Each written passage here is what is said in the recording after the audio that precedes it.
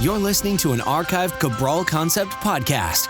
After listening to this show, check out the most up-to-date podcasts available at stephencabral.com/podcasts or search directly on iTunes.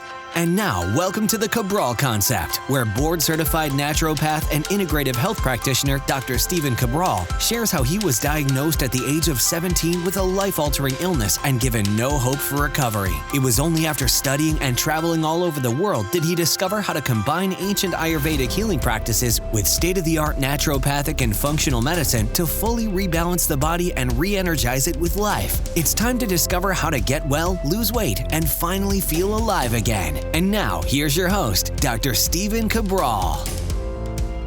Thank you so much for joining me today on this Wellness and Weight Loss Wednesday. Can't wait to share with you this exciting topic, and I call it what no one ever tells you about losing weight. So this is something that's going to be great for health practitioners out there, for health coaches, personal trainers, nutritionists, and for those looking to burn some body fat and lose weight on their own. So this is something I spoke about. Actually, last week, I was doing an interview with the Skinny Confidential, and that's another podcast. They had me on, and one of the topics that we talked about that got a lot of, I don't know if notoriety is the right word, but a lot of comments, a lot of feedback were, tell me more about this thing of how that last stubborn 5 to 10 pounds, how it's different to lose that than it is to lose the 20 to 50 pounds where you're kind of stuck in the middle, where then it's 50 to 100 plus pounds, that the body needs different things. There are different mechanisms to lose that type of weight. So I want to go over those today. This is a much more advanced look at how to burn body fat, and it's also a great way to streamline it, meaning like there are much easier ways to go about losing weight, burning body fat than what we're currently thinking about. And I explained on that interview, and that was part of my book tour interview, that very, very rarely, meaning like very rare is it that I see someone in my practice, they're usually in somewhere in the 20 to 50 pound range, that they've already been exercising 3-4 times a week. And they've already cut down their calories. They're at like 1,400, 1,600 calories a day, and they're stuck. They're still not able to lose weight. And for those people, it's no longer a matter of exercising or moving more or eating less. Because what am I going to say? Like, yes, you could work out another day a week and do 5 days a week, and that would be great. But is that really going to move the needle? Are you really going to be able to lose that 50 pounds by adding that one more day of exercise? I don't think so. And then what about eating less? Do I really want someone to eat less than 1,400 calories a day?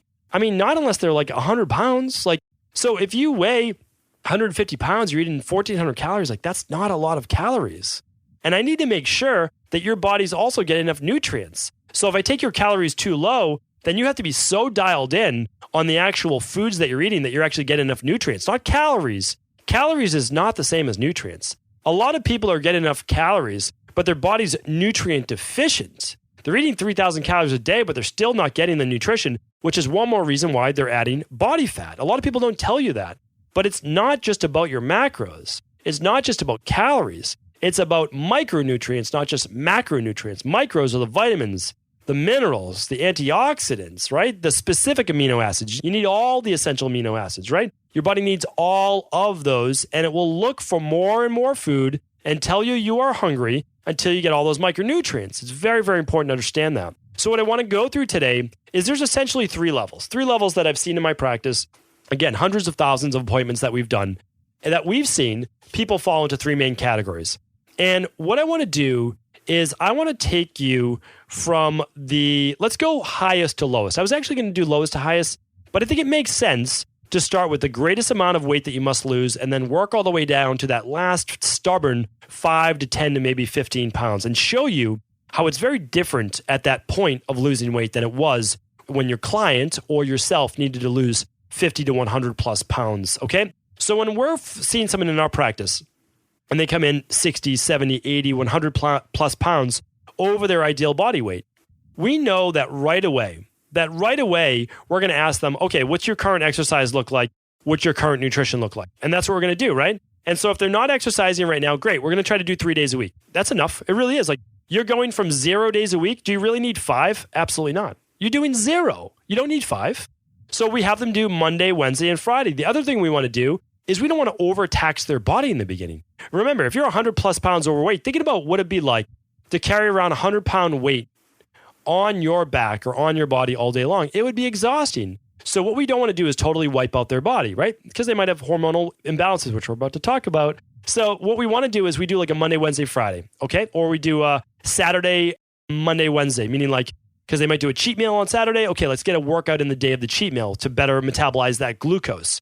So that's a great way to do it as well. I actually didn't mention that yesterday. That could be one more tip on the right and wrong way to do a cheat meal. If you're really worried about the effects of a cheat meal, do a workout that day. That will help tremendously. Check out yesterday's show if you didn't do that. That was episode 844. Check that out. That was a fun show to do. The right and wrong way to enjoy a cheat meal. I like that one. And I didn't even give you my favorite cheat meal, which is always like once a week, I'm typically doing some bread, not one slice, some bread and pasta. That's my favorite cheat meal. I know I basically grew up on bread and pasta. And so that's certainly a favorite of mine. So back to losing this 50 to 100 plus pounds, what we do is we make sure that we get 3 days a week in there. Very, very important of the exercise. And we make sure that we get on a healthy nutrition plan. There's no way we're counting calories at this point. All we're trying to do is essentially crowd out the bad foods. And the bad foods I talked about yesterday, the processed foods. I want to crowd that out with a lot of veggies. I want to crowd it out with healthy starches. We do some root vegetables. I want to crowd it out with healthy proteins, vegan, fish-based, or paleo-based. And then I also want to crowd it out with some healthy fats. So that's what we're doing, okay? But that may only take you to about 50 pounds, 100 pounds still of your goal weight. So you're like, okay, I've already done that. Why am I stuck at a 50 to 100 pounds overweight? When this happens, almost always we see some type of toxic overload in the person.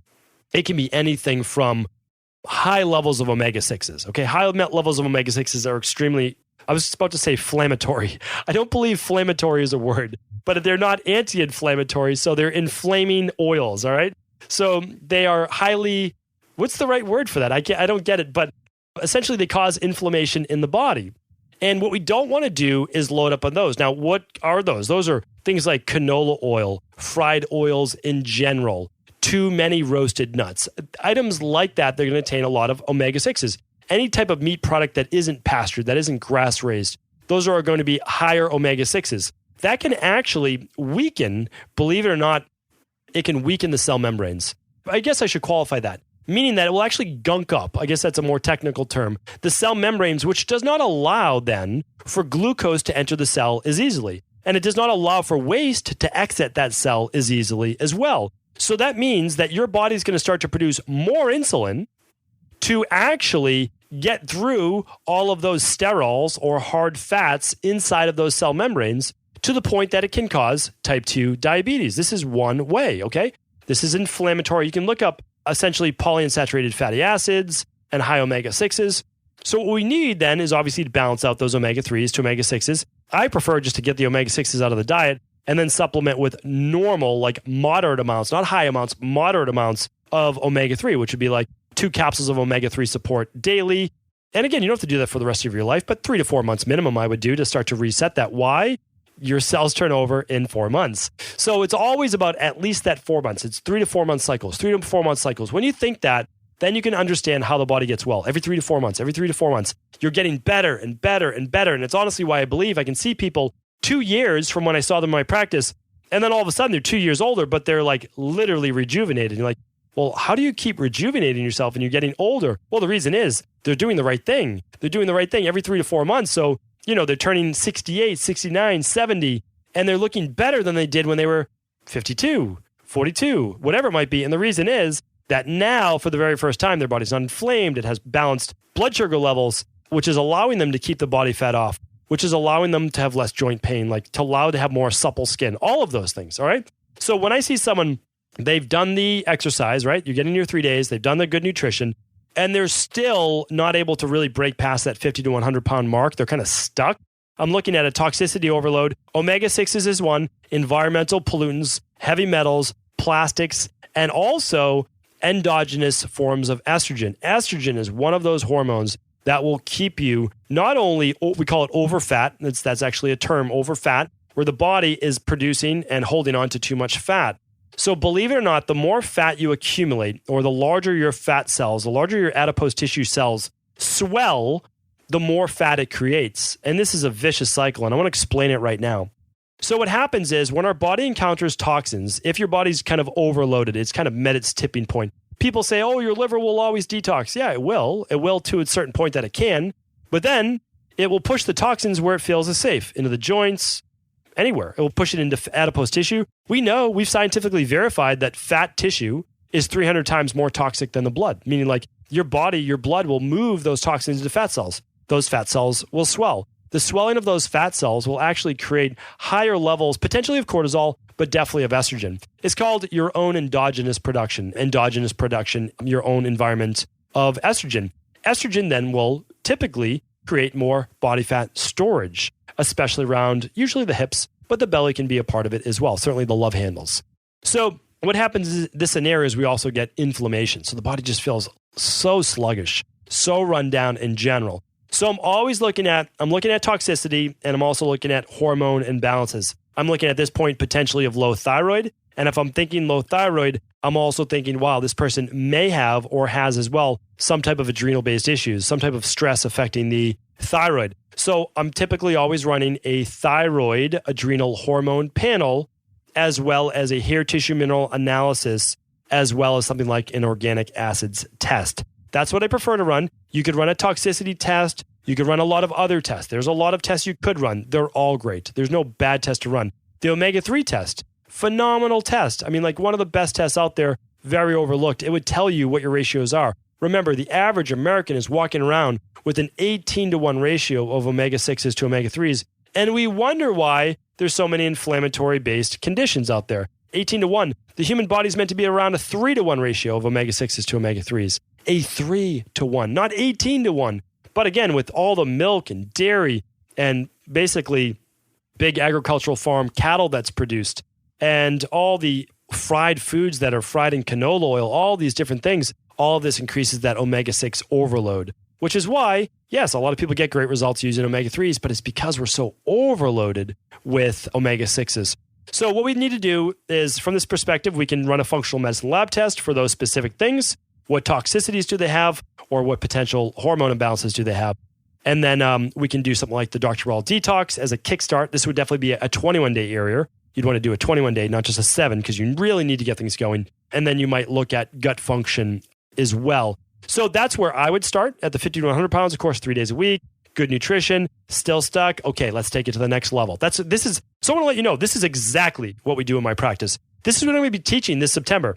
So this September, when we launch our first level 1 certification for our health coaches out there that we want to, whether you're a personal trainer or whether you're just someone that's interested in health, you might never use it in practice, or whether you're a doctor and you want to learn how we practice in terms of getting people well, helping them lose weight, helping them live longer. This is one scenario. Like literally, we're going to be teaching you this is how you help people lose weight. And we'll refer back to all these different things. And then we'll also give you handouts to give to your particular patients, wellness clients, or yourself, because a lot of people are doing this strictly for themselves. So that's why I'm super excited about this, because I get to then teach like at the next level. I get to say like, hey, here are the handouts. Like this is what you do. So I'm excited about that. All right, now for the people that are in the middle zone. I call it the mid zone, the 20 to 50 pounds. Really challenged. They see that the weight just seems to creep up 5 pounds every year or so, maybe a little bit more, maybe like 10 pounds, or they've just been kind of stuck 20, 30 pounds overweight for the last 5 years, 10 years maybe.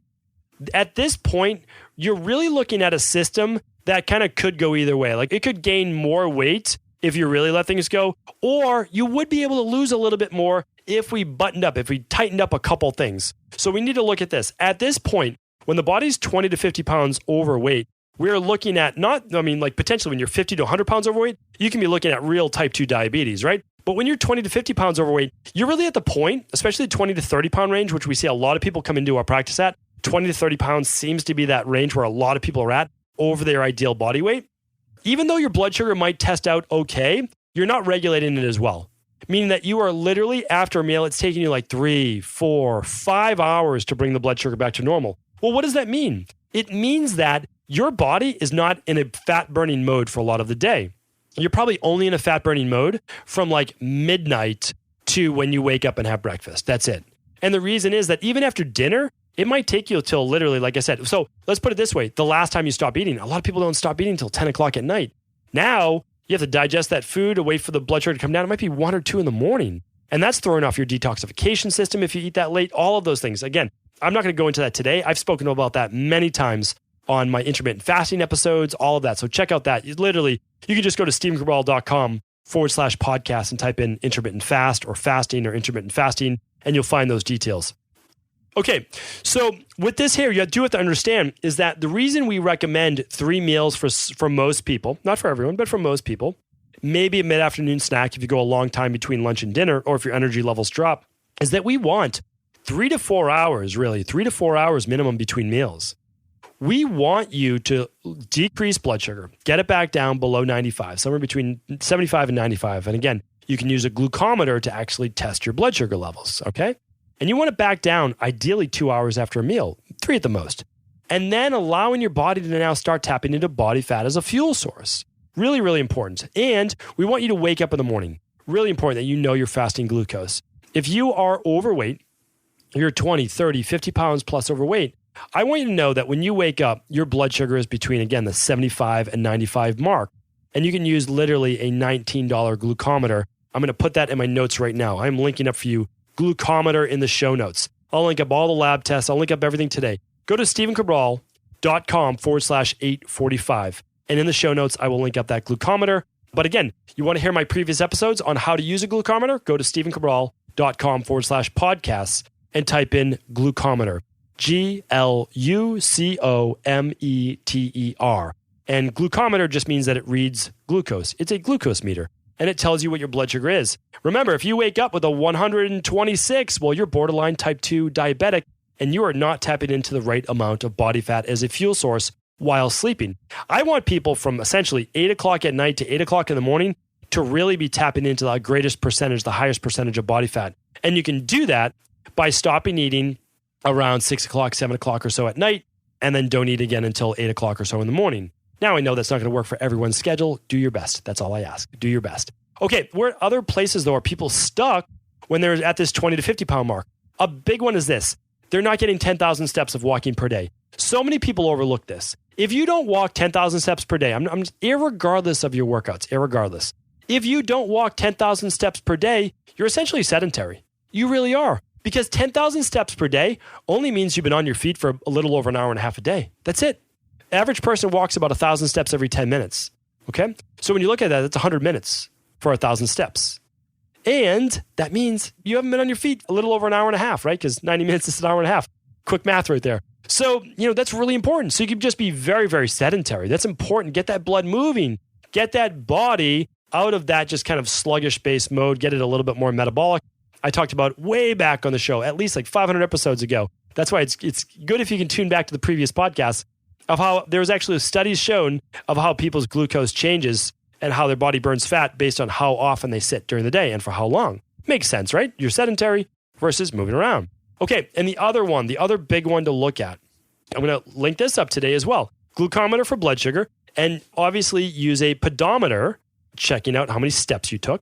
And you can use, of course, your iPhone or your smartphone health meter if it's able to track that. You can use all the fancy watches. That's fine as well. Whatever works for you. A lot of people just like a straight pedometer because it does one thing. Literally, it just tells you how many steps you've done. And they like simple. A lot of people like that. They're going back to that, which I'm not against. Actually, I think it's great. Just clip that right onto your belt. See how many steps you've taken for the day. You're good to go. Simple is sometimes better. I'll link that up today.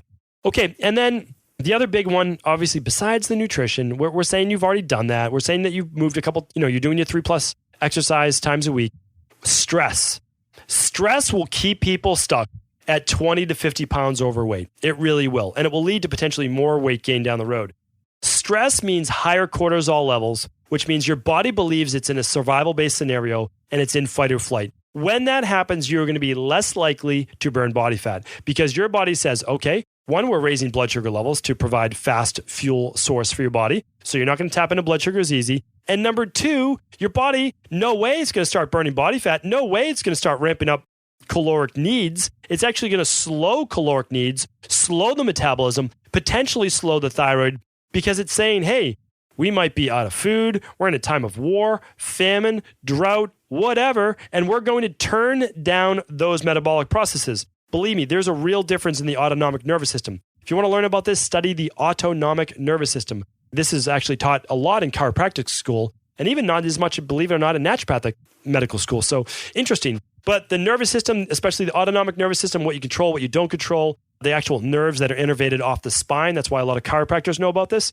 So chiropractors actually make great functional medicine doctors a lot of the time because they've studied the neurology of the body, and that's where a lot of this takes place. Again, I'll be teaching this September as well, so that if you're not a chiropractor, you don't have to go back to chiropractic school. And if you are a chiropractor, it'll be a nice refresher. But essentially what happens is different nerves are stimulated for different organs when the body's in fight or flight versus when it's in the parasympathetic nervous system, which is the rest, relax, and rejuvenate, right?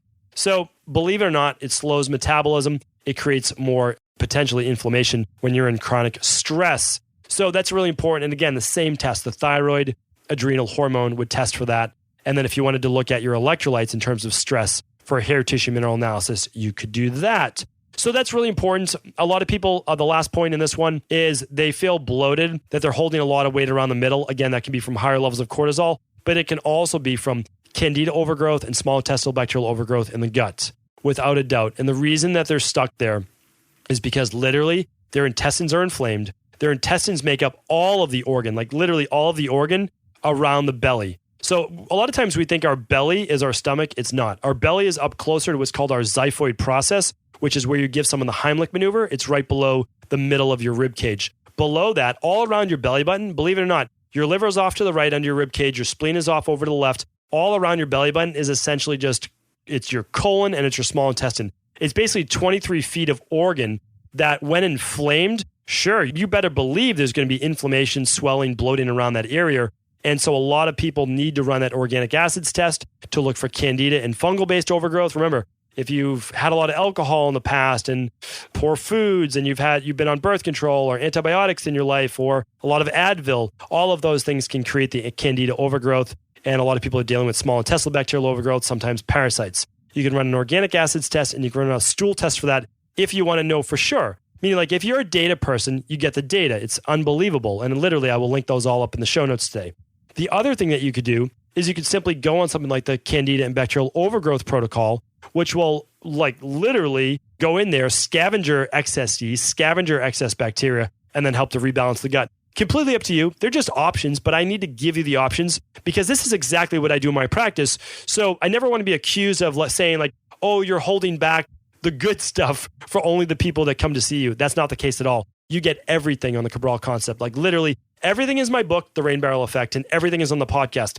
I will never hold back anything. I don't even know if that's proper English, but that, you know what I mean. So that's exactly what we do. Now, the last group of people that's stubborn, last 5 pounds, 10 pounds, maybe just a little bit more.